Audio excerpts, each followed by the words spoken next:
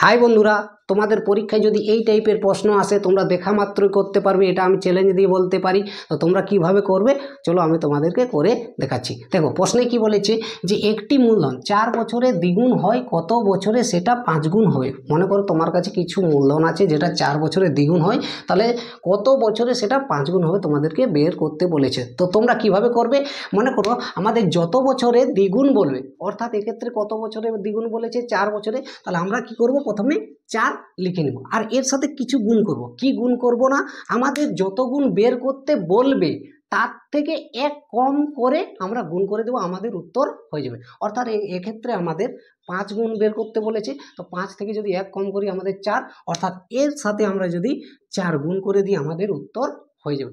অর্থাৎ 4 4-এ আমাদের কত বছর, 16 বছরে আমাদের 5 গুণ হয়ে যাবে, আমাদের উত্তর হয়ে গেল। জাস্ট এতটুকু করার ছিল। এবার যদি তোমরা বলো যে না এখানে তো 5 গুণ বলেছে, আমরা 5 দিয়ে গুণ করতে পারি, 4 5-এ 20 হয়ে যাবে, যে 20 বছর লাগবে। না বন্ধুরা, সেক্ষেত্রে কি করে হয় তোমাদের দেখো অপশানে আছে কি, অপশানে নেই। এবার আমি তোমাদেরকে এই যে এটা হচ্ছে কি কারণে সেই আমি তোমাদের ডিটেলস বোঝাচ্ছি, জিনিসটা আসলে হয় কি।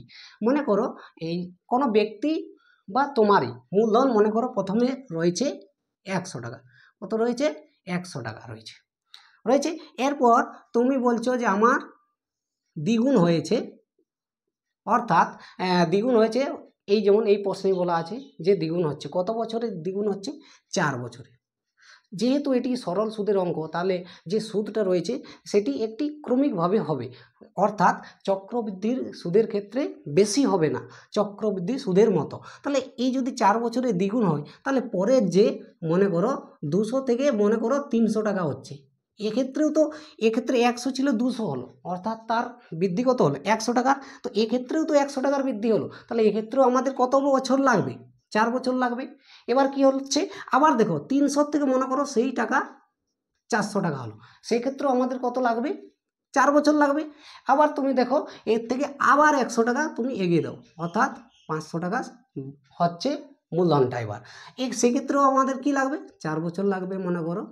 তাহলে দেখো তো বন্ধুরা, 1 বলবো না, 100 থেকে 500 হয়ে গেল, অর্থাৎ 5 গুণ হচ্ছে না, 5 গুণ হচ্ছে না। তাহলে এখানেই তো বলেছিল যে আমাদের 5 গুণ কত বছর হবে, দেখো কত বছর হচ্ছে 4 + 4 + 4 + 4, 4 4-এ আমাদের কত হয়ে যাচ্ছে 16 বছর হয়ে যাচ্ছে।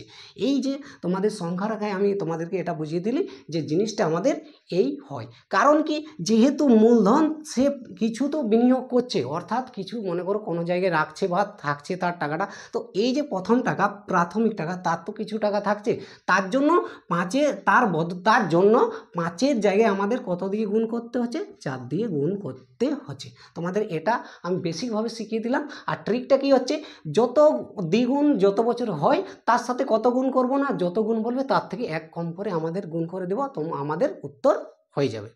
সবাই বোঝা গেছে? তো এবার কি করব, যদি মনে করো এখানে দ্বিগুণের পরিবর্তে 3 গুণ থাকে বা 4 গুণ থাকে, সেভাবেই আমরা সেই প্রশ্নটা আমরা কিভাবে করতে পারি তোমাদেরকে আমি করে দেখাচ্ছি।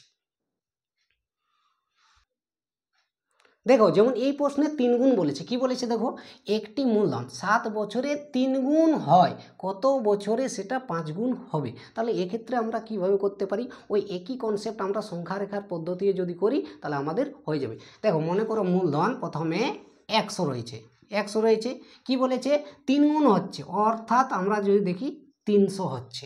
তাহলে 300 যদি হয় কত বছরে হচ্ছে, 7 বছরে। তাহলে এখান থেকে যদি বলি যে দ্বিগুণ কত বছরে হচ্ছে, তাহলে আমি যদি এখানে ভাগ করে দিই টাকাটাকে মনে করো, তাহলে মাঝ বরাবর কত হয়ে যাবে 200 টাকা হবে।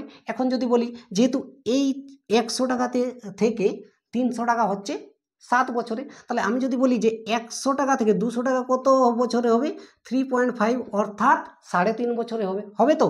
আর এই যে 200 থেকে 300 সেটা আমাদের কত হবে 350 বছরে। এরপর বলেছে যে 5 গুণ, তাহলে একইভাবে আমরা যদি বাড়িয়ে দিই এখান থেকে যদি করি 400, তো পরের থেকেও আমাদের কি হবে, পরের যে 400 হচ্ছে সেটাও 3.5 ইয়ার্স, অর্থাৎ 3.5 বছরে হয়ে যাবে। আর এখান থেকে আমাদের 5 গুণ বলেছে, 5 দিয়ে গুণ করি, অর্থাৎ 100 থেকে যদি 500 করি তো পরেও আবার কত হয়ে যাবে, যে 3.5 ইয়ার্স লাগবে, অর্থাৎ বছর লাগবে। তাহলে কত হচ্ছে 3, দেখো এখান থেকে 7 হচ্ছে, তাহলে 7 থেকে এদিকেও 7 হয়ে যাবে। আমরা যদি 3.5 × 4 করি তাহলে কত হয়ে যাবে, 14 বছর হয়ে যাচ্ছে। তাহলে আমাদের উত্তর কত হয়ে যাবে, দেখো কোথায় আছে, ডি অপশানে আছে যে আমাদের 14 বছর হয়ে যাবে 5 গুণ হতে। তোমরা এইভাবেই করবে পরীক্ষায় যদি তোমাদের প্রশ্ন এই টাইপের আসে। তাহলে তোমাদের এইটুকু করার আছে যে সংখ্যা রেখায়, এটাও তোমরা যখন বারবার প্র্যাকটিস করবে তোমাদের অটোমেটিক্যালি মাথার মধ্যেই বা মাইন্ডের মধ্যেই তোমরা করতে পেরে যাবে যে 3 গুণ হচ্ছে 3 গুণ তাহলে 7 বছরে, তাহলে 2 গুণ হচ্ছে 3.5, তাহলে 3.5 ইন্টু যেহেতু 5 গুণ বলেছে, আমি এখনই তোমাদের বললাম যে যত গুণ বের করতে বলবে তার থেকে 1 কম গুণ করে দেবে। দেখো এক্ষেত্রেও তো একই হলো না, যে দ্বিগুণের ক্ষেত্রে আমরা কি পেয়েছিলাম যে 3.5 হচ্ছে দ্বিগুণের ক্ষেত্রে, তাহলে আমাদের 5 গুণ বের করতে বলেছে, তাহলে 5 গুণের থেকে 1 কম দিয়ে গুণ করব, অর্থাৎ আমরা 4 দিয়ে গুণ করব। তাহলে 4 দিয়ে আমরা যদি গুণ করি আমাদের কত হয়ে যাবে, 14 বছর হয়ে যাবে।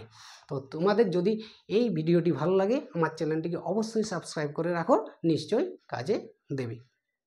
এবার তোমরা এই প্রশ্নটি একইভাবে করে এই প্রশ্নের উত্তর আমাকে কমেন্ট বক্সে তোমরা জানাও। Thank you.